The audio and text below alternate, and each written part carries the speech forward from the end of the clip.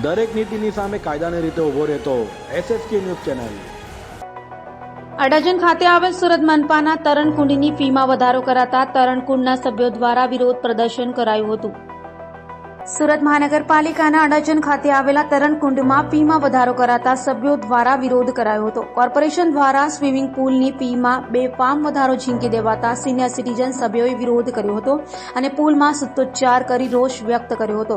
હાલમાં પાલિકા દ્વારા 80% જેટલો વધારો ઝીંકાયો હોવાથી સભ્યો અકળાયા છે। મારું નામ રાજેશ ગોડીવાલા છે।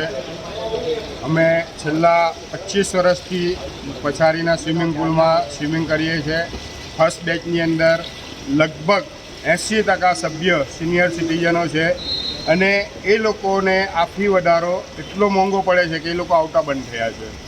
પહેલાં 165 170 સભ્ય આવતા હતા, અત્યારે માંડ સ્વિમિંગ પુલની અંદર 70 થી 80 માણસ આવે છે। એ તમારા રજિસ્ટર પ્રૂફ કરે છે। એના કારણે પહેલાં ફી વધારો પાછો ખેંચો તો એ લોકોની ફી ઓરિજિનલી 1875 હતા, એ લોકોને પોસાય એવું હતું। આજે 3375 રૂપિયા થાય છે, તે નહીં ચાલે એમને, કારણ કે દરેક માણસ પેન્શન ઉપર જીવતો હોય, એને કોઈ પેન્શનની આવક વધારાની થઈ નથી એમાં, એના કારણે આવતો બંધ થઈ ગયો છે। અત્યારે સભ્ય ખાલી યંગસ્ટર આવે છે અને એના માટે ફી વધારો પહેલી તકે પાછો ખેંચ્યો। જે જૂની ફી છે તે એગ્રી છે બધા, સભ્ય આવી શકે। કયો સ્વિમિંગ પુલ છે? ડાઇવિંગ પુલ। આ ડાઇવિંગ પુલ છે વીર સાવરકર સ્વિમિંગ પુલ પછાડી છે। એ છેલ્લા 20 વર્ષથી એક્ટિવ છે અને સુરતનો સૌથી વ્યસ્ત સ્વિમિંગ પુલ આ જ છે વીર સાવરકર, અને એની સારામાં સારી આવક વીર સાવરકર આપે છે। કેટલા ટાઈમથી આ વધારો હતો?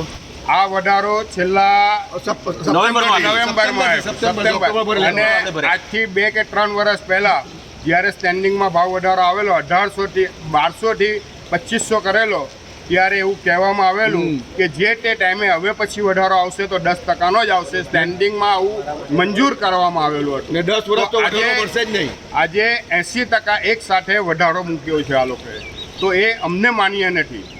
અમે એવું વિચારીએ છીએ ભાઈ 10% આપો તો અમે માન્ય ગણીશું। ઓકે। અને ઠરાવ પસાર થયેલા છે, આટલું બધું થયા પછી પણ રૂબરૂ મુલાકાત લેવા છતાં પણ અમને આશ્વાસન આપવામાં આવે છે, પણ ફીના ઠરાવ કોઈ થતા નથી। એક મુદ્દો ખાલી